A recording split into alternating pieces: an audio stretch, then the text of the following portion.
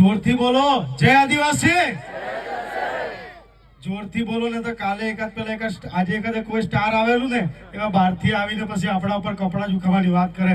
જોરથી બોલો જય આદિવાસી। જોહર બધાને। આજનો આદિવાસી સાંસ્કૃતિક કાર્યક્રમ જરી ગામે અને ગુજરાતનો સૌથી મોટો આદિવાસી સાંસ્કૃતિક કાર્યક્રમ ઉનાઈ ખાતે જે મનીષભાઈ એમની ટીમે કરેલો। મનીષભાઈ મને એવું લાગે કે જરીમાં બી એની ઝાંખી કરાવી દીધી આજે જરી ગામના યુવાનો દ્વારા। જરી ગામની સમગ્ર ટીમને ખૂબ ખૂબ આભાર અને અભિનંદન। ભારતમાલા પ્રોજેક્ટ અને નેશનલ સપન પાર તાપી રિવર લિંક હોય દરેક પ્રોજેક્ટમાં આપણા આદિવાસી સમાજને વિસ્થાપિત કરવાની આ લોકો વાત કરે, પરંતુ અનંતભાઈ અને એમની સમગ્ર ટીમ મંગળભાઈ બી હવે તો આપણી સાથે જોડાઈ ગયા છે। રમેશભાઈ તો એક મજબૂત પીઠબળ બનીને આપણી સાથે ઊભા છે। લકીભાઈ બી આપણી સાથે જોડાઈ ગયા છે। એવી અનેક ટીમો અનંત પટેલ એક ઊભી કરી છે। એટલે પહેલા તો હું અનંતભાઈ પટેલ સાહેબનો ખૂબ ખૂબ આભાર માનું છું, કારણ કે મનીષભાઈ કોઈ બી સ્ટાર લાવે પણ ગુજરાતનો તો એક જ સ્ટાર કોણ? અનંત પટેલ। કોણ છે સ્ટાર ગુજરાતનો? કલ્પેશ પટેલ। અનંત પટેલ ને એટલા માટે માને છે કે એ જાહેર મંચ પર એક મરદ માણસ એવું બોલી શકે જે દિવસે મારી પાર્ટી મારા સમાજના વિરુદ્ધ વાત કરશે ને તે દિવસે મારા પાર્ટીના પાટિયા પણ ઉતારી દઈશ, એ વાત કરવાની તાકાત એક મરદ નેતા રાખે છે। એટલે આ મરદ સાથે એક મરદ ઉભો છે। બાયલા લોકોને અમને પણ જરૂર નથી, આ જાહેર મંચ પરથી કહેવા આવ્યો છું। મેં અત્યાર સુધીના દરેક સામાજિક કાર્યક્રમમાં મેં જોયો છે અનંત પટેલને કોઈ દિવસ પક્ષનો કે પાર્ટીનો ઝંડો લઈને નથી જોયો, પરંતુ આજે વાંસદામાં જે આપણા સમાજના નામે રાજકારણ કરવા નીકળ્યા છે ને એમને કહેવા માંગુ છું, અમને સમાજકારણ જોઈએ છે, રાજકારણવાની જરૂર નથી।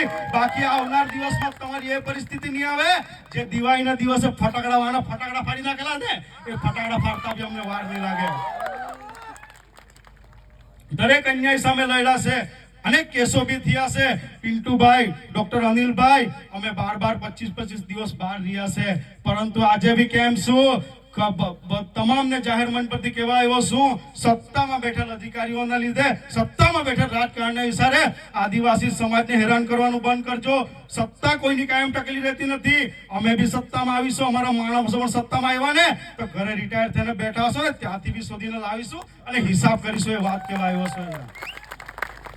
ભારતમાલા હોય, પાર તાપી રિવર લિંક હોય, નહેરોના નામે, રસ્તાના નામે કાયમ આદિવાસીઓને જ વિસ્થાપિત કરવાની વાત કરે, આપણું જળ જંગલ જમીન વિસ્થાપિત કરવાની વાત કરે। સરકાર એમ માનતી હોય કે આદિવાસી વિસ્તારમાંથી બધું ઉજાડીને લઈ જશું, પરંતુ એમને આ જાહેર મંચ પરથી કેમ શું તીર કામઠા ને ભાલા ને ઝાટકા અમે ઘરે કઈ શોભા માટે નથી રાખેલા। જે દિવસે લઈને રસ્તા પર આવી જશું ને તમારા એસપી, પીએસપી, ડીવાયએસપી, પીવાયએસપી કોઈને પણ ઘૂસવા દેતું નથી।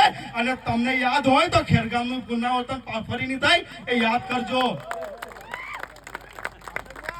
અમે જેન્યુન કામ લઈને આવ્યા ને અધિકારીઓને કેવું છે, બધાને નથી કહેતું, ઘણા અધિકારીઓને એવું છે મગજ ધુમાડે તો કાળ લાગજો કે અમે જેન્યુન કામ લઈને આવે ને તો શાંતિથી કરી દેવાનું, તમારા કેસો બેસોથી ગભરાતા નથી। 1, 2, 3 ને 4 ખેરગામ ખાતે ગયેલા અનંતભાઈની સહકારમાં 4 કેસ સાથે જ કરેલા, તો એ બી તાકાતથી લડીએ છે। પોલીસ સ્ટેશન ઘેરતા પણ આવડે છે, સમય આવે રસ્તા પર ઉતરતા પણ આવડે છે, એ વાત કરવા આવ્યો છું। અહીંયા હંમેશા આનંદભાઈએ સંઘર્ષ કરતા શીખવ્યા છે।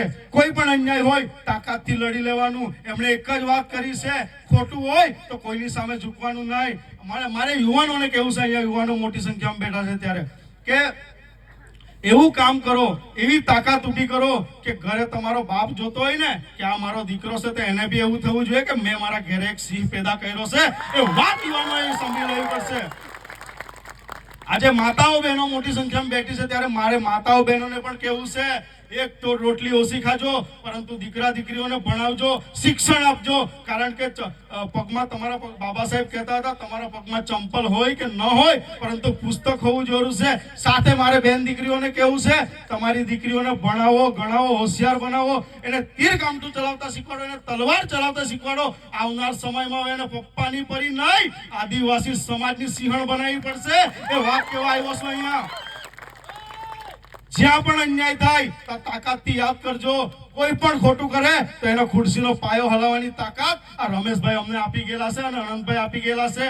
જ્યાં પણ અન્યાય થાય તો યાદ કરજો, મોત કાલ આવતો હોય તો આજે આવે, કલ્પેશ પટેલને ફરક નથી પડતો, પરંતુ અન્યાય હશે ને ત્યાં હંમેશા તાકાતથી બોલીશ। જય આદિવાસી।